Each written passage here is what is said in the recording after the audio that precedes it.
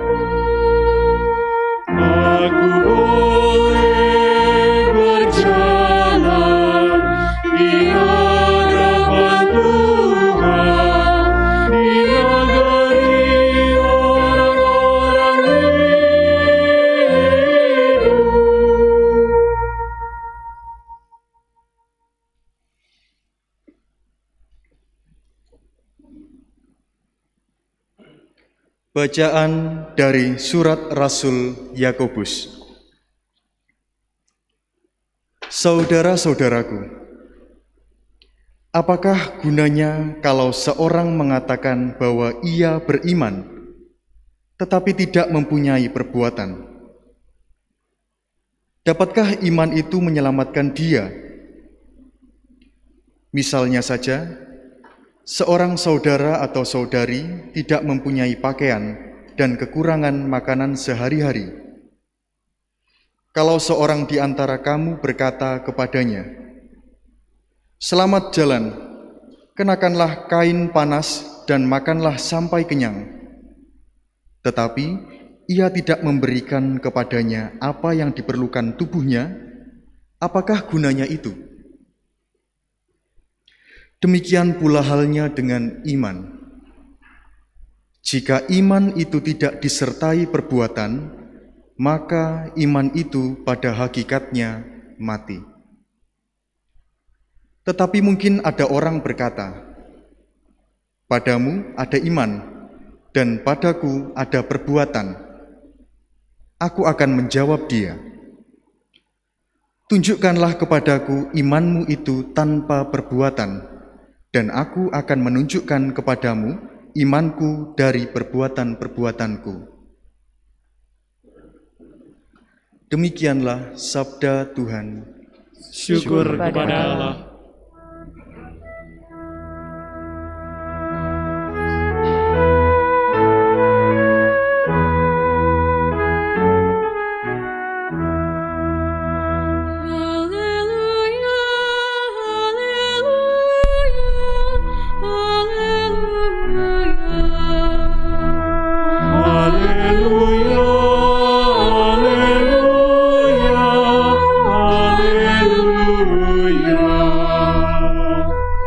Sekali-kali tidak mau bermegah selain dalam salib Tuhan kita Yesus Kristus. Sebab olehnya dunia telah disalibkan bagiku, dan aku bagi dunia.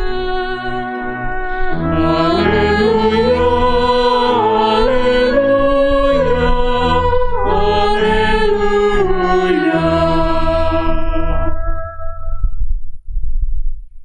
Tuhan bersamamu Dan bersama rohmu. Inilah Injil suci menurut Markus. Dimuliakanlah Tuhan. Bab 8 ayat 27 sampai dengan 35.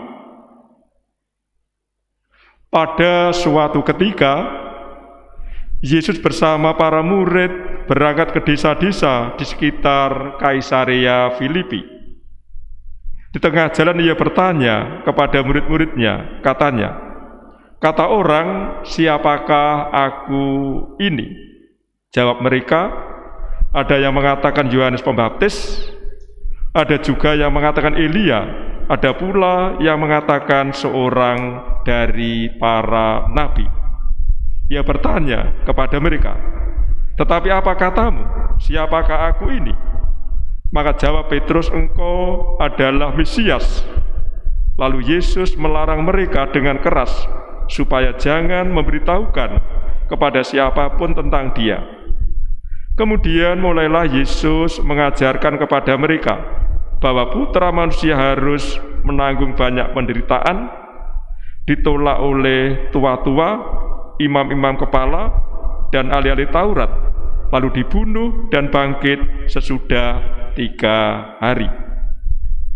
Hal ini dikatakannya dengan terus terang, tetapi Petrus menarik Yesus ke samping dan menegur dia.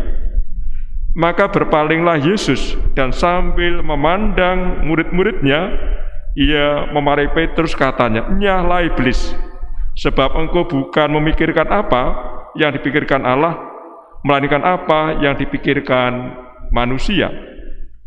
Lalu Yesus memanggil orang banyak dan murid-muridnya dan berkata kepada mereka, "Setiap orang yang mau mengikuti aku, ia harus menyangkal dirinya, memikul salibnya, dan mengikuti aku.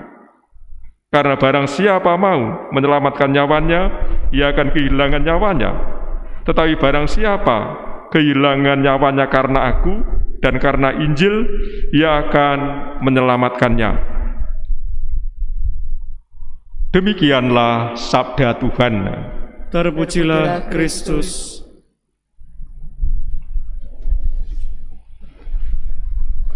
Untuk menangkap pesan Injil yang baru kita dengar tadi, saya bantu dengan dua pertanyaan.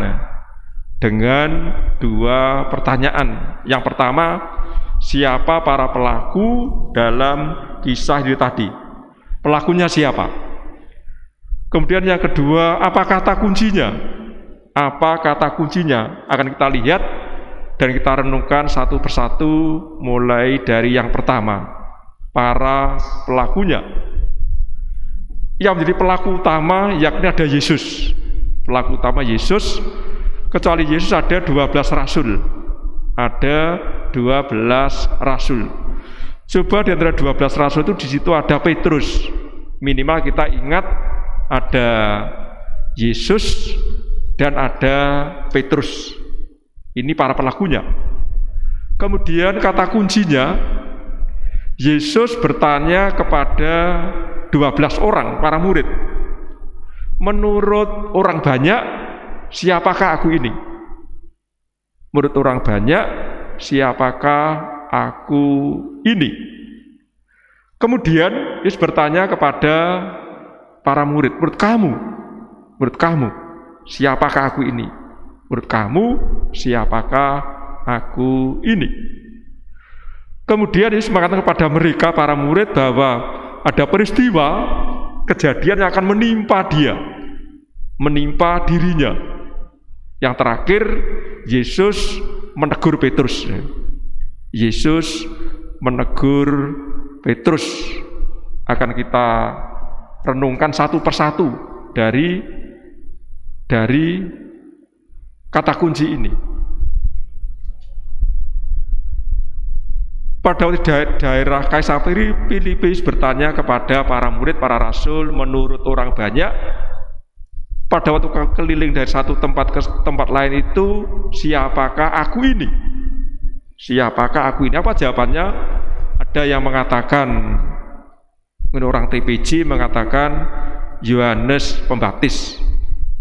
Siapa Yohanes Pembaptis itu? Yohanes Pembaptis ada seorang nabi yang terakhir, dan baru saja dibunuh oleh Raja Herodes.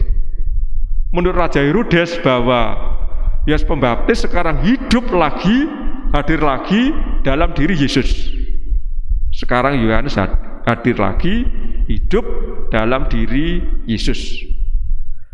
Kemudian orang lain mengatakan, mungkin orang di Triorejo, Kota Baru, mengatakan bahwa Yesus itu adalah Elia.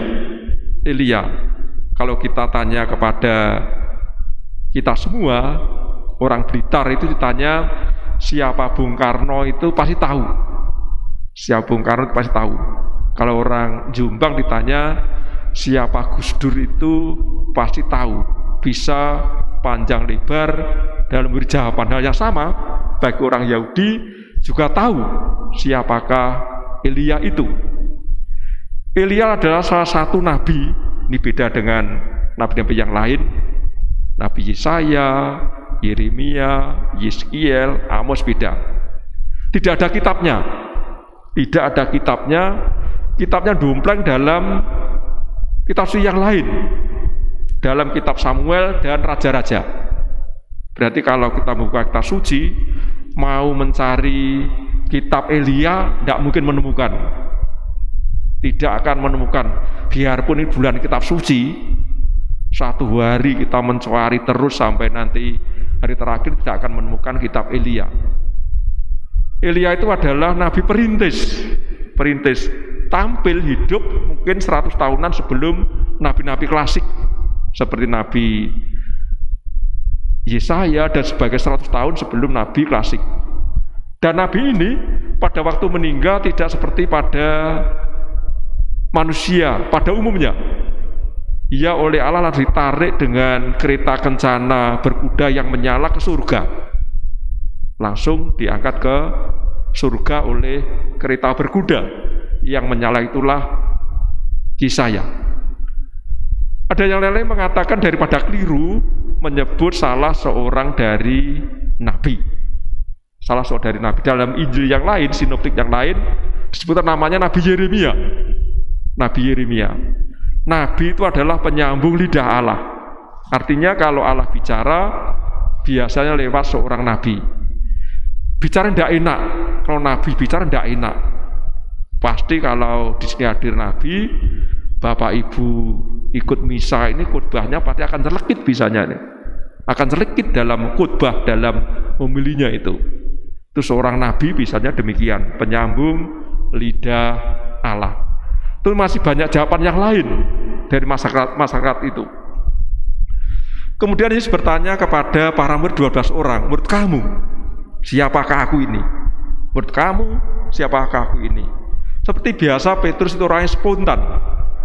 Maka ia menjawab bahwa Yesus itu adalah engkau, itu adalah Mesias.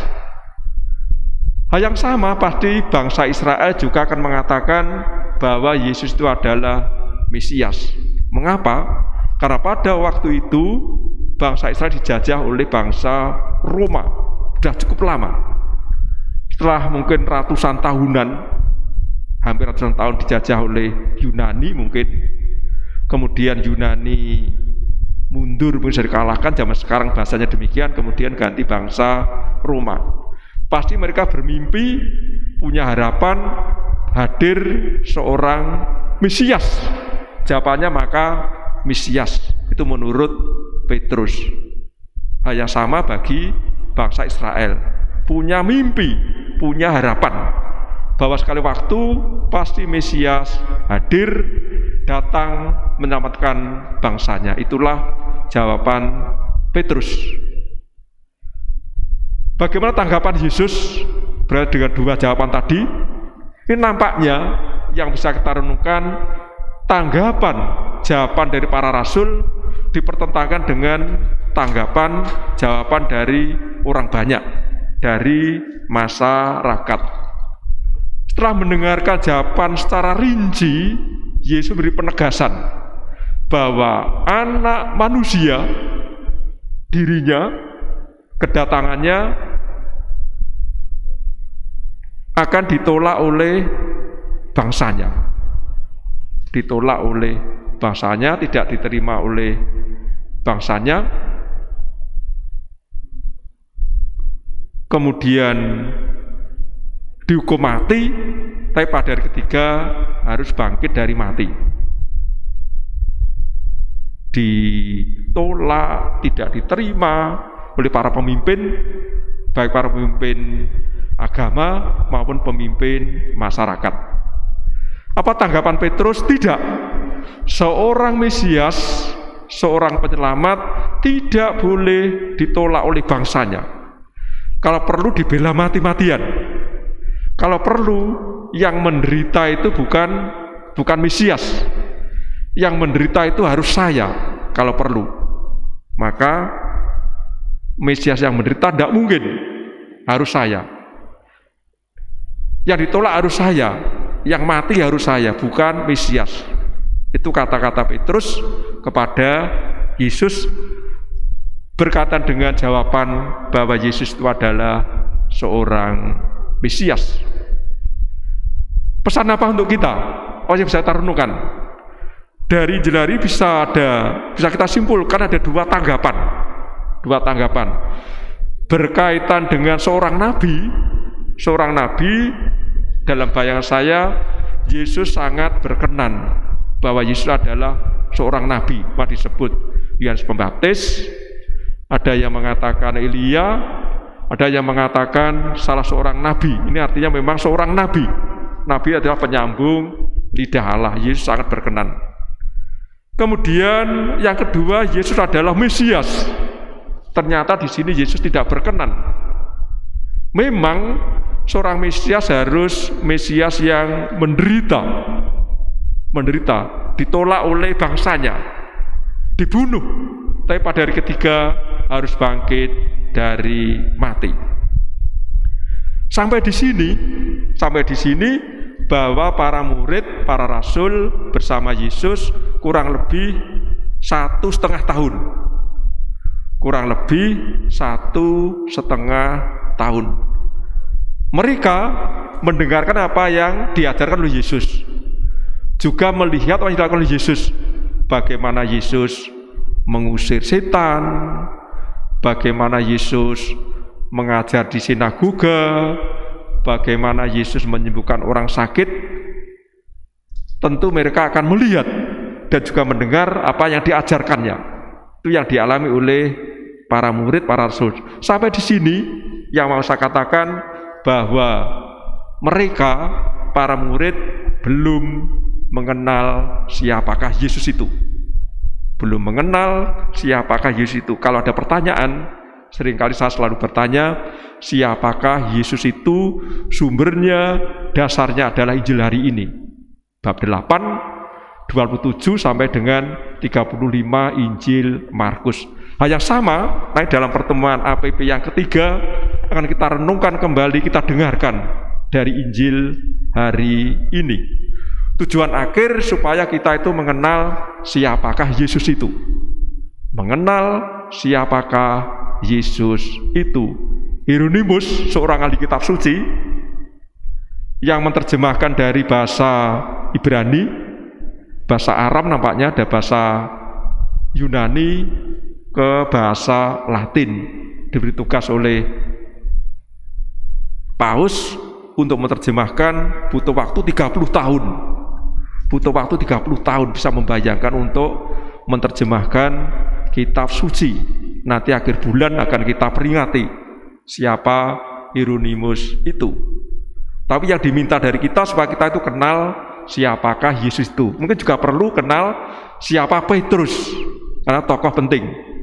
Supaya semakin gamblang untuk menangkap Injil hari ini, saya bantu dengan kisah pendek. Saya diberi judul yakni ujian masuk surga. Masuk surga itu nanti ada ujian. Ada cerita bahwa tiba-tiba itu dunia berakhir, kiamat tiba. Maka orang yang mau ke surga itu antri seperti mau komuni itu loh. Harus sabar, antri, atau seperti orang yang mau vaksin ini juga antri toh. Banyak orang yang antri itu. Ujiannya ada dua bentuk. Yang pertama itu tertulis, yang kedua lisan. Salah satu dari yang antri itu sebut saja namanya Ibu Katarina Ayu Mentari. Biasa dipanggil Ibu Katrin atau Ibu Ayu atau Mentari. Kebetulan tadi saya bisa di Kota Baru itu pemazmurnya Mentari, daripada bingung-bingung cari nama ya saya itu saja, Ibu Mentari. Ditanya demikian ujian tulisnya. Coba jawab dalam hati. Berarti nanti kalau benar kita nanti ke surga semua nanti. Sebutkan 4 Injil. Apa saja dan babnya berapa? Itu pertanyaan yang pertama. Diberi waktu 2 menit untuk ujian tulis. Mereka nulisnya terlalu lambat, seperti orang melukis tidak selesai. Apa jawabannya? Ternyata karena Bu Mentari ini di paroki itu menjadi katekis volunteer, biasanya ngajar katekumen, komuni pertama, sekolah minggu, lancar. Ada 4 Injil, Matius, Markus, Lukas, Yohanes. 28 bab, 16, 24, 21, langsung lancar.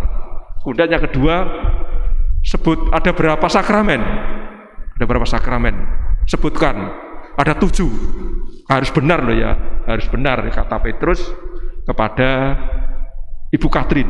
Dijawab baptis, penguatan, ekaristi, kemudian sakramen tobat, sakramen perkawinan, sakramen tahbisan, bukan imamat loh ya. Mas sekarang tulisannya dalam doa itu tahbisan. Ini penting, jangan diulang kata imamat. Yang benar itu tahbisan. Kemudian pengurapan orang sakit itu. Yang terakhir tertulis dalam Injil Matius, istilah yang digunakan yakni khotbah di atas bukit. Dalam Injil Lukas apa istilahnya itu? Ditulis langsung khotbah di tanah datar atau di tanah lapang. Ternyata semuanya benar, ujian tertulis. Sekarang masih tahap 1, yakni ujian lisan. Ujian lisan. Coba jawab dalam hati ya, dalam hati. Saya tanya 1-2 orang, jawaban saya dengan jawaban Bapak Ibu sama enggak itu nanti. Sekarang tadi menurut orang banyak,